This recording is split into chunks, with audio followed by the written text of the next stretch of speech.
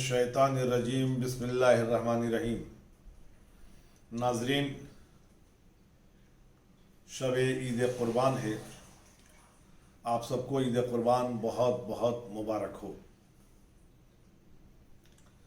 آج آپ نے اعمال عرفہ کیا ہے، خدا آپ کے اعمال کو قبول کرے۔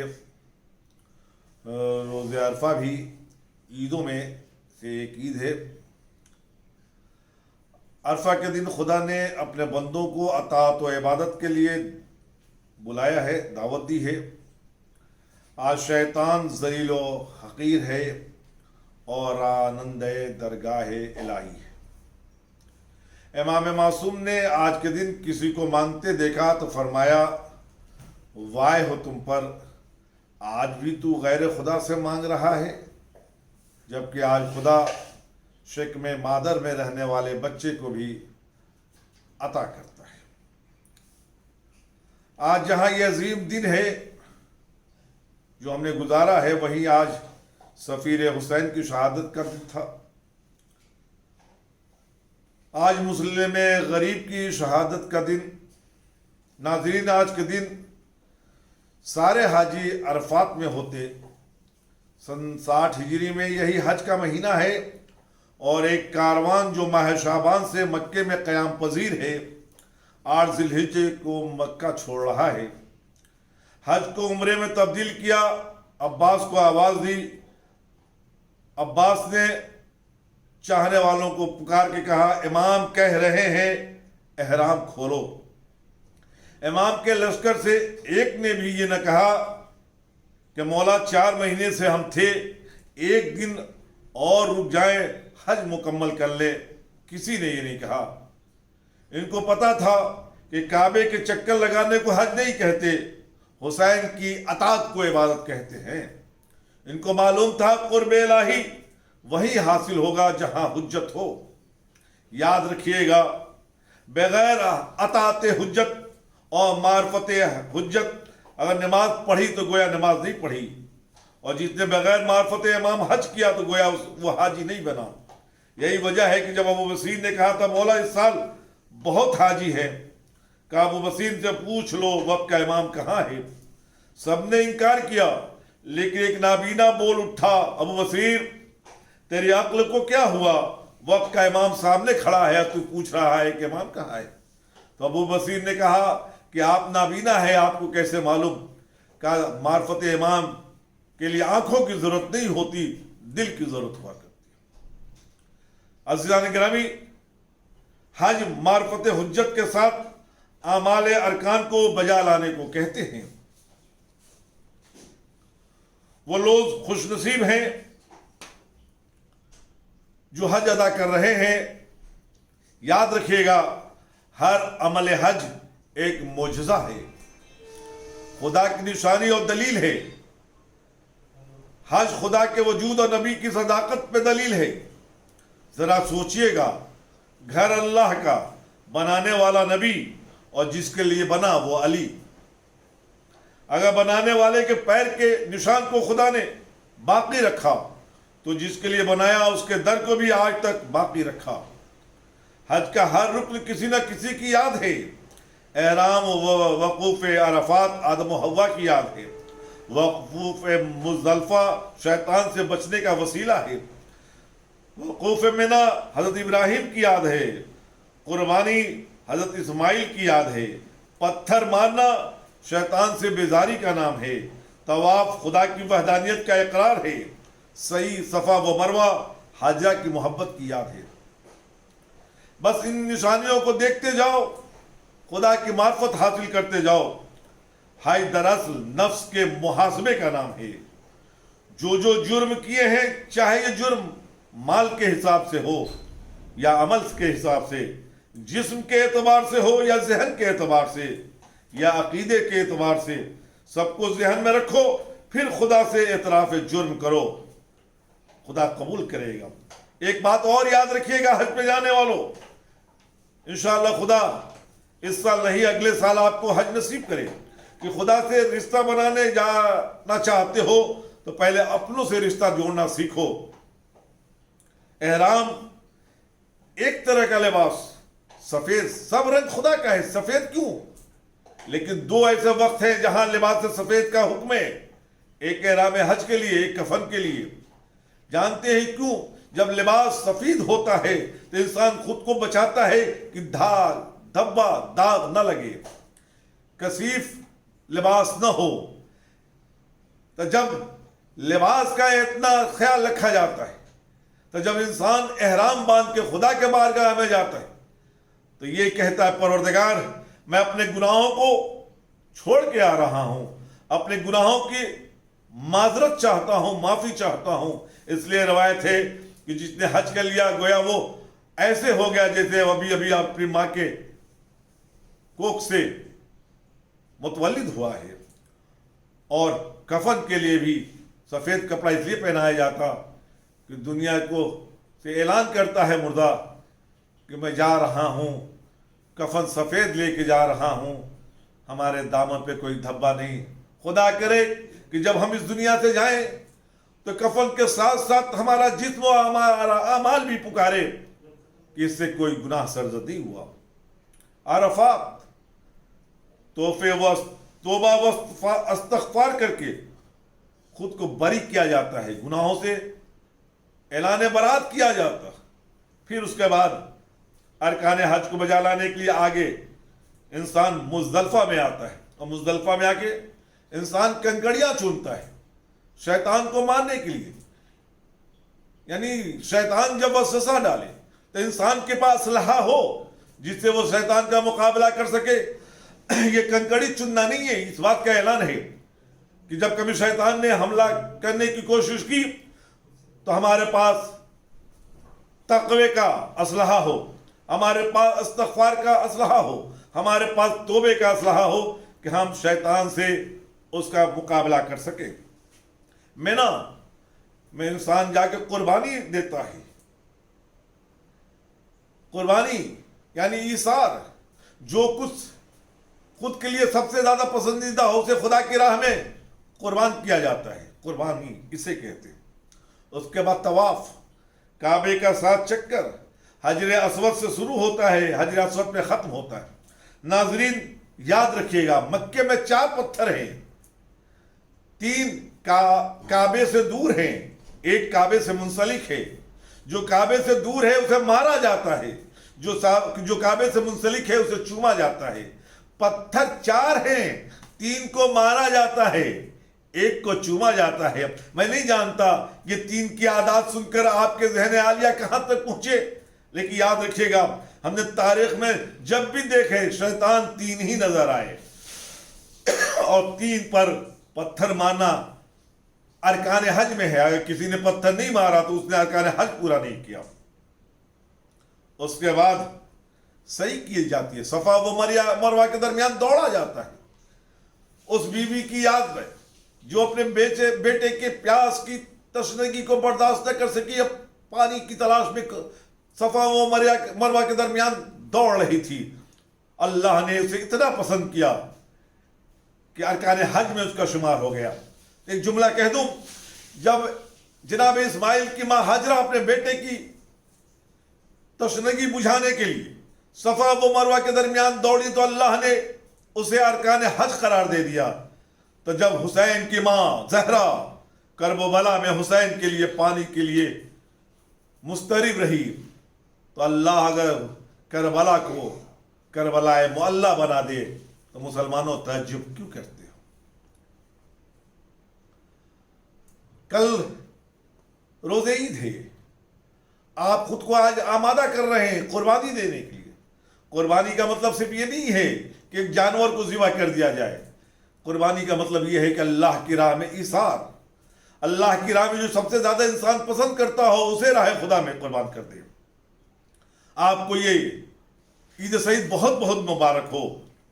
عید کے مطلب ہے اور پلٹنا، عید قربانی یعنی قربانی کی طرف پلٹنا۔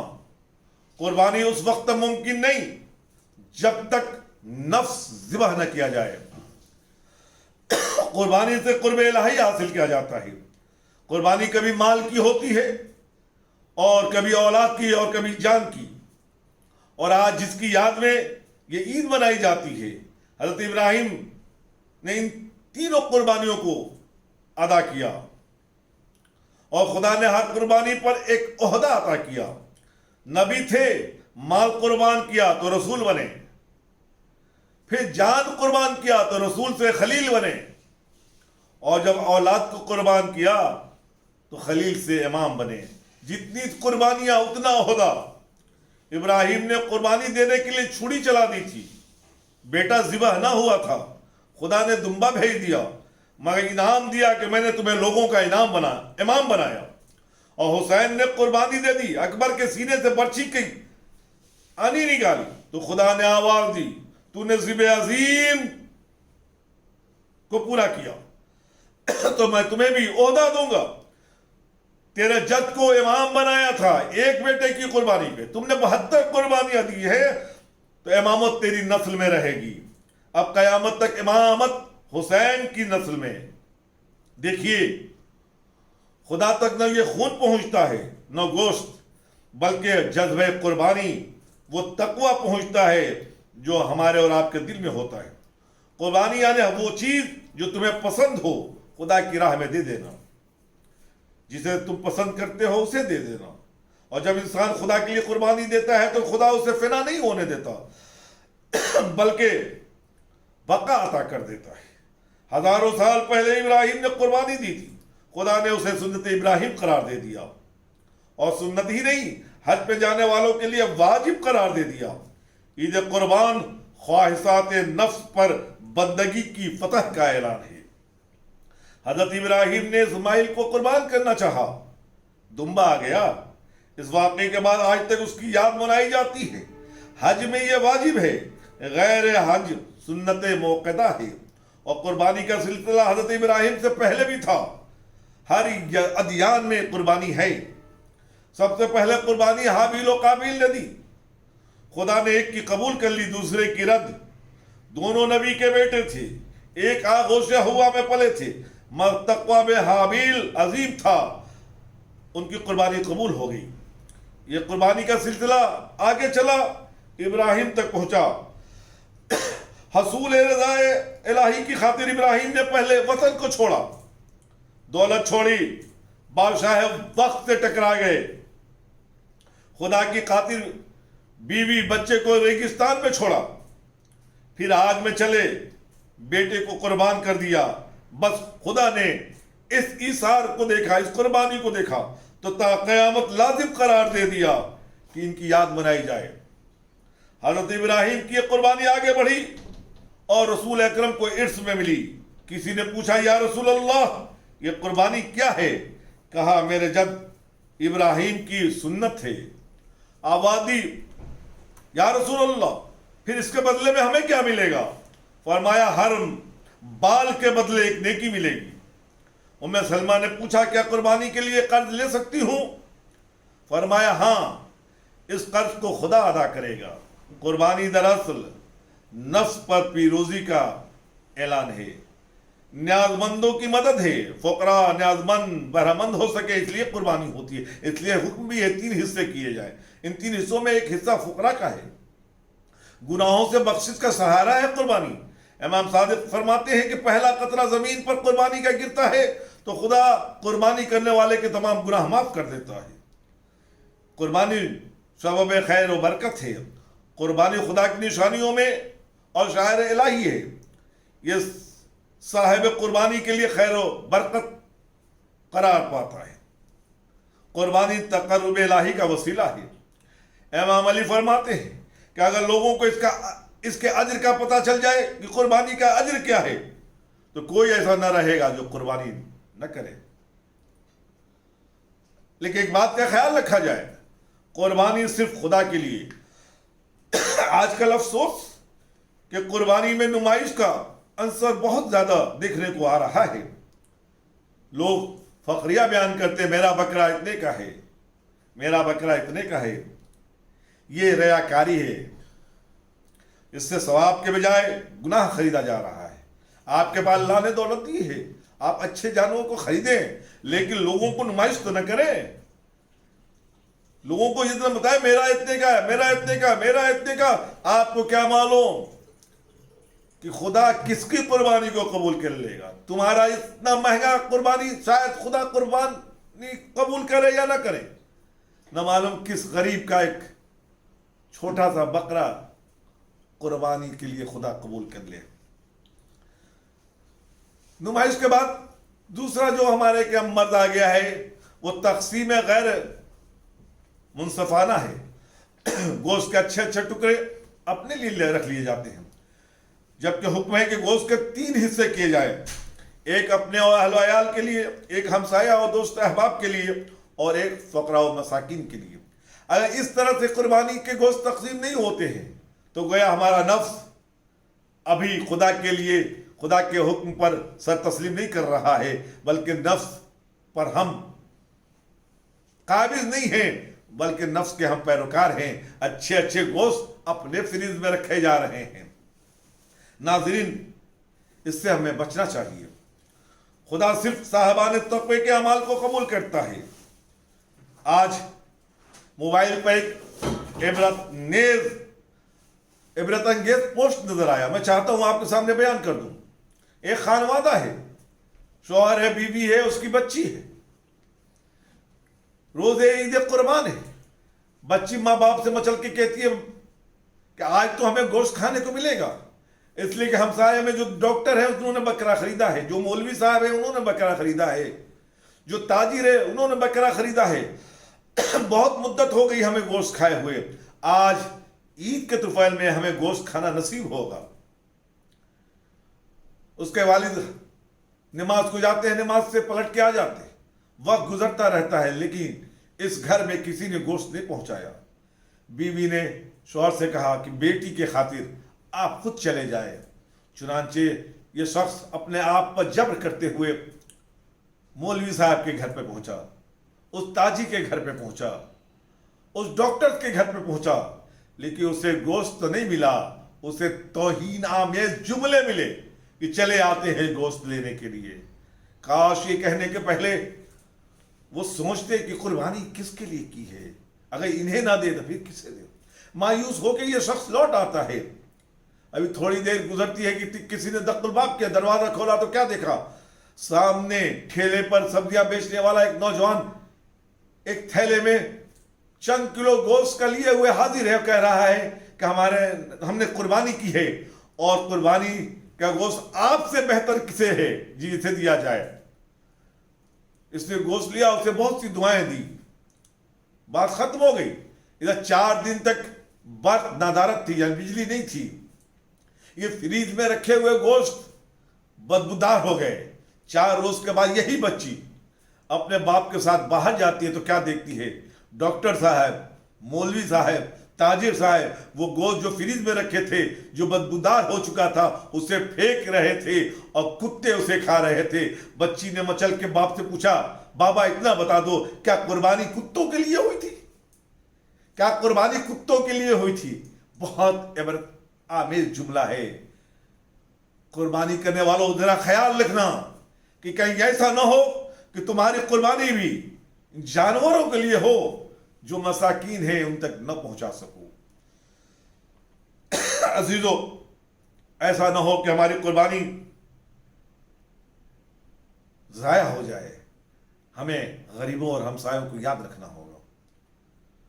ناظرین، آخر میں چند سوالات ہیں، اس کے جوابات دے کے میں آپ کی زحمت تمام کرنا چاہتا ہوں. سوال ہے کہ قربانی کا جانور کیسا ہو؟ قربانی کے جانور میں کوئی عیب نہ ہو. آغا شستانی کہتے ہیں کہ بہتر ہے کہ قربانی کا جانور 2 سال کا ہو، یعنی فربا، موٹا اور تازہ ہو، دبلا پتلا نہ ہو. قربانی کیا واجب ہے؟ نہیں. جو لوگ حج پہ جاتے ہیں ان کے لیے قربانی واجب ہے، لیکن جو لوگ حج پہ نہیں ہیں ان کے لیے قربانی موقعہ ہے. قربانی کے لیے ذبح کرنے کے لیے کیا لوہے کی چھری ہونا ضروری ہے؟ جی ہاں، قربانی کے لیے لوہے کی چھری ہونا ضروری ہے. غیر لوہے کی چھری سے قربانی تو ہو جائے گی، لیکن شاید اس کا کھانا اشکال رکھتا ہو. عموماً آج کئی بار سوال کیا گیا کہ قربانی کے سر اور پیر کو کھایا جا سکتا ہے یا نہیں. کھایا جا سکتا ہے، لیکن بہتر یہ ہے کہ یہ فقراء و مساکین کو دے دیا جائے. لیکن اگر آپ خود بھی کھانا چاہیں تو کوئی اشکال نہیں ہے. ایک سوال یہ ہوا کہ کیا قربانی پر عقیقہ کیا جا سکتا ہے؟ ہاں، اگر انسان خود اپنی قربانی کر رہا ہے اور اس میں کوئی اس کا ساتھی نہیں ہے تو وہ اپنا عقیقہ کر سکتا ہے، چونکہ ایک جانور پر ایک انسان کا عقیقہ ہو سکتا ہے، تو جو خود اپنی قربانی کر رہا ہو تو وہ اپنی قربانی کے ساتھ ساتھ عقیقہ کر سکتا ہے، لیکن جو شرائط ہے کہ عقیقے کے کھانے کن کے کھانے چاہیے، کن کے لیے مکروہ ہے، اس کو بجا لانا ہوگا۔ عموماً یہ سوال کیا جاتا ہے کہ قربانی کا گوشت کیا غیر مسلم کو دیا جا سکتا ہے؟ احتیاط ہے کہ اسے نہ دیا جائے، لیکن مقلب القلوب کے بنا پر اگر دیا جائے تو حرام نہیں ہے۔ ناظرین، آپ سب کی خدمت میں عید سعید بہت بہت مبارک ہو۔